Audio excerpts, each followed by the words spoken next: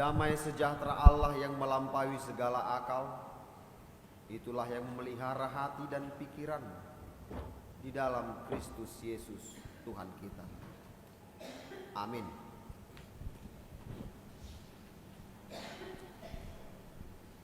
Bapak Ibu saudara-saudari yang terkasih dalam Kristus Yesus, firman Tuhan yang menjadi kabar baik bagi kita di minggu hari ini, minggu akhir tahun gerejawi, diambil dari Daniel pasal 7 ayat 9 sampai ayat 14. Saya bacakan untuk kita, mari kita ikuti dalam hati kita masing-masing.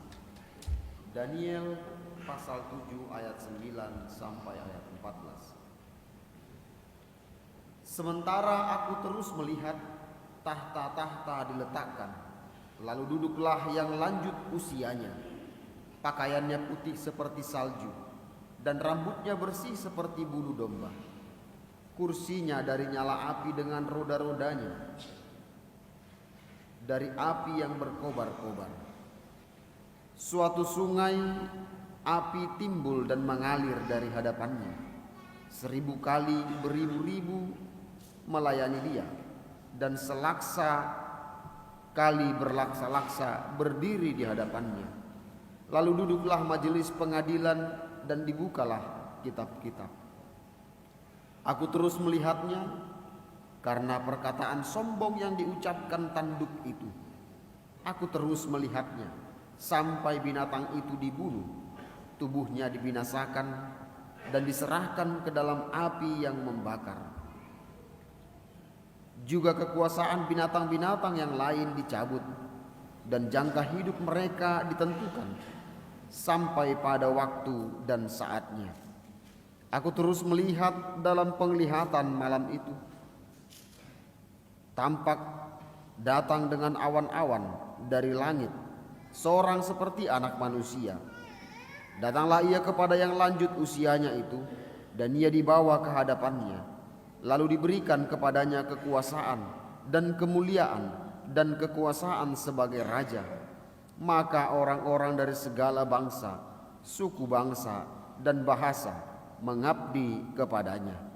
Kekuasaannya ialah kekuasaan yang kekal, yang tidak akan lenyap, dan kerajaannya ialah kerajaan yang tidak akan musnah. Demikian firman Tuhan. Shalom. Kekuasaan dan kerajaan Allah tidak akan lenyap. Bapak Ibu saudara-saudari yang terkasih, ada sebuah ungkapan demikian: history repeat itself, yang artinya sejarah yang sama akan terulang kembali, atau pengulangan sejarah, pengulangan peristiwa yang serupa di dalam sejarah. Dalam konsep pengulangan sejarah itu sering terjadi dalam sejarah dunia, di mana pola-pola yang sama akan terus berulang. Dalam konteks kegelapan, penderitaan, kesusahan, peperangan, dan kekelaman dunia, dapat kita lihat dalam setiap periode, dan pasti di periode-periode itu akan ada kerusakan, perpecahan, politik yang kotor, dan bencana alam serta lain sebagainya. Alaya mangenanga karongan akanong heamasa doi sude puluhan tahun nasalpu, ratusan bahkan ribuan tahun yang lalu hal itu terus terjadi. Tapi meskipun sejarah itu terulang kembali, pelaku sejarahnya tentu bukanlah orang yang sama. Meskipun kejadiannya sama, tapi yang melakukan sejarah itu sudah orang yang berbeda. Artinya Bapak Ibu saudara-saudari yang terkasih, ternyata hidup manusia itu memiliki batas, dan hidup manusia semuanya mengarah kepada yang akhir. Ido bahet didok di bagasa bahasa Batak martik kibedo luhutna na di portibion. Semua memiliki waktunya masing-masing. Dan itu jugalah yang disampaikan nas ini kepada kita pada hari ini, Bapak Ibu Saudara-saudari, di ibadah ujung tahun gerejawi sekaligus peringatan akan orang yang sudah meninggal. Digambarkan bahwa akan ada binatang keempat dengan 10 tanduk di kepalanya yang memiliki kekuatan yang sangat besar. Ia melahap, ia meremukkan, dan ia menginjak-injak. Tapi meskipun dia mempunyai kekuatan yang besar, binatang itu pun akhirnya dibunuh dan dibinasakan. Tubuhnya akan dilempar ke dalam api yang membakar. Saudara-saudari yang terkasih, gambaran dari binatang-binatang itu bisa merupakan gambaran dari kekuatan dan kekuasaan dunia. Mungkin kekuatan dan kuasa daripada bangsa-bangsa yang karena kemampuannya, yang karena kuasanya, dia menjadi sombong dan tidak takut kepada Tuhan. Tidak ada yang kekal di dunia ini. Harta, tahta, dan kekuasaan juga memiliki batas. Dan semuanya itu pasti menuju kepada yang akhir.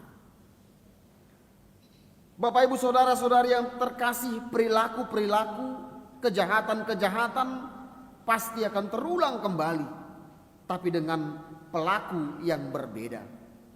Oleh sebab itu kita diingatkan oleh nas ini bahwa segala sesuatu yang ada di kolong langit ini ada masanya.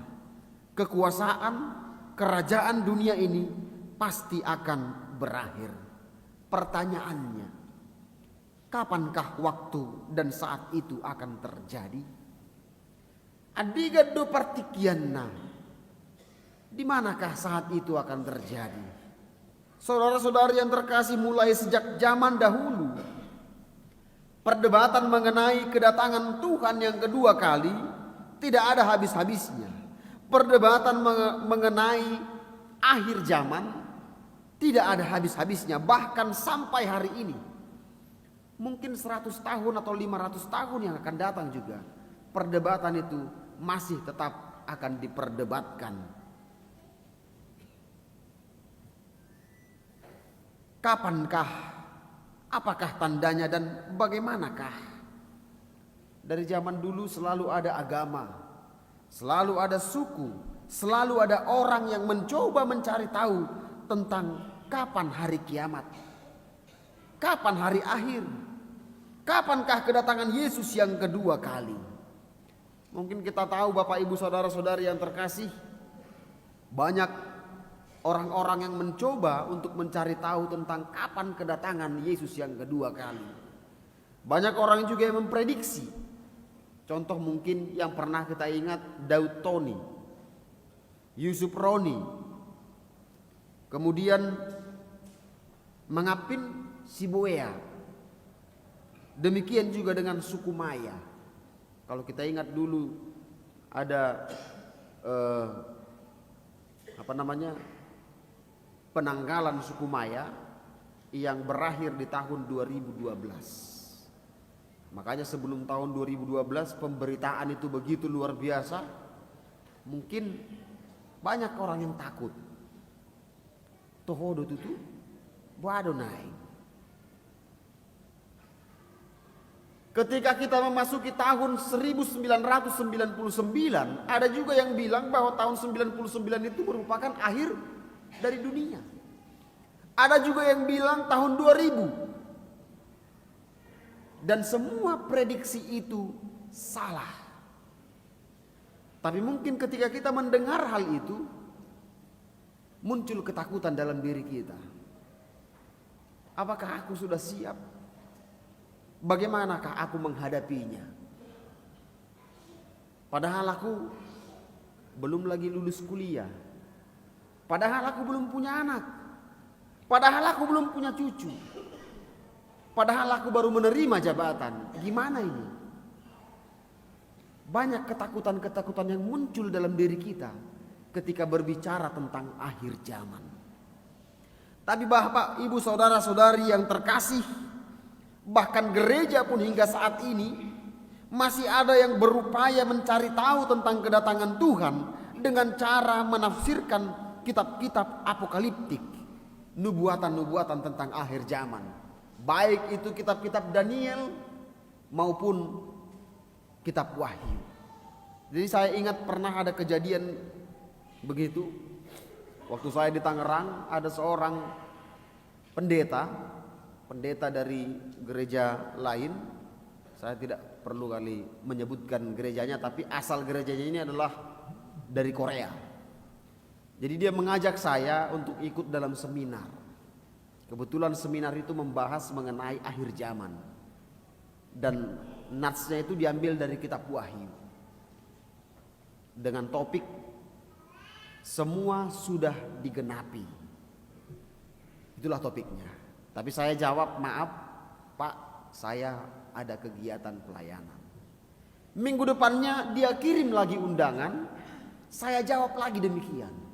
Minggu depannya dia kirim lagi undangannya, kemudian saya jawab lagi demikian. Kemudian yang keempat, dia mulai berdiskusi dengan saya. Kami sangat berharap Pak, Bapak ikut dalam seminar ini, begini dan lain sebagainya. Kemudian saya menjawab, terima kasih Pak atas undangannya. Tapi bagi kami Protestan, terus saya pendeta HKBP, untuk mencari tahu kapan kedatangan Yesus yang kedua kali, bukanlah hal yang menarik bagi kami. Kami tidak perlu mencari kapankah kedatangan Yesus yang kedua kali. Tapi yang paling penting bagi kami adalah bagaimana kami mempersiapkan diri sehingga kedatangan Yesus yang kedua kali kapanpun itu kami sudah siap. Kemudian dia mengucapkan, baiklah Pak kalau begitu, terima kasih. Setelah itu dia tidak pernah lagi mengirimkan undangan-undangan lainnya. Bapak ibu saudara-saudari yang terkasih, artinya perlukah kita mencari tahu kapankah kedatangan Tuhan Yesus yang kedua kali? Rikodoi dihita, sampai kita menggali buku ini segala macam dan lain sebagainya, kita berupaya mencari tahu penggenapan. Sudah terjadi perang, sudah terjadi kelaparan, sudah terjadi ini bencana alam dan lain sebagainya. Kita berupaya mencoba untuk mencari tahu kapankah kedatangan Yesus yang kedua kali. Dan saya katakan, sampai kapanpun kita tidak akan pernah mengetahui kapan waktu dan saat itu akan terjadi. Karena apa? Karena Yesus sendiri pun pernah menjawab pertanyaan murid-muridnya yang juga dalam pengajarannya berkata, tidak ada yang tahu kapan hari dan waktunya. Malaikat-malaikat di surga pun tidak, anak pun tidak, hanya Bapa sendirilah yang tahu kapan waktu dan saatnya itu akan terjadi. Apalagi kita Bapak Ibu Saudara-saudari. Yesus saja menjawab bahwa dia tidak tahu dalam kemanusiaannya. Apalagi kita. Oleh sebab itu tidak ada gunanya untuk kita mencari tahu tentang hal itu. Yang paling penting bagi kita adalah mempersiapkan diri supaya pada saat kedatangan Yesus yang kedua kali, dia menemukan kita tidak bercela. Amin. Itulah yang paling penting dalam kehidupan kita. Makanya dibilang kedatangan Yesus itu seperti pencuri di malam hari. Songon panak koborngido haroroni Yesus napa dua halihoni. Makanya kita harus berjaga-jaga, ikut dungo. Ada juga Bapak Ibu Saudara-saudara yang terkasih pernah bertanya kepada saya, songon dia do pangaradiota. Bagaimanakah persiapan kita? Jala kapankah jalannya dia do arini Tuhani? Dia bertanya, hari Tuhan itu sebenarnya, hari terakhir itu sebenarnya hari kematian kita, apakah hari kedatangan Yesus yang kedua kali? Yang mana sih hari Tuhan? Apakah ketika kita mati itulah hari terakhir bagi kita? Atau hari kedatangan Yesus yang kedua kali katanya. Bapak Ibu Saudara-saudari yang terkasih, jawabannya kehidupan kita ini mengarah kepada akhir. Jadi dunia ini berjalan statis, mengarah ke depan, sehingga perlu untuk mempersiapkan diri akan kedatangan Tuhan selagi kita masih hidup. Karena hanya orang yang hiduplah yang bisa mempersiapkan diri. Karena hanya orang hiduplah yang bisa melakukan buah-buah iman dalam kehidupannya. Karena hanya orang hiduplah yang memiliki iman dan percaya. Ay molo nga mate jol may buy depi ba na mangulahon na din kan? Tangbe. Molo nga mate jol may buy depi ba na paradehud diri? Dangbe. Itu sebabnya Bapak Ibu Saudara-saudari yang terkasih, firman Tuhan selalu mengingatkan kita. Buku Wende juga selalu mengingatkan kita. Nungatiki parasian. Sotung jolo salpui. Ini adalah waktu-waktu anugerah untuk kita, untuk bisa kita pakai dalam kehidupan kita.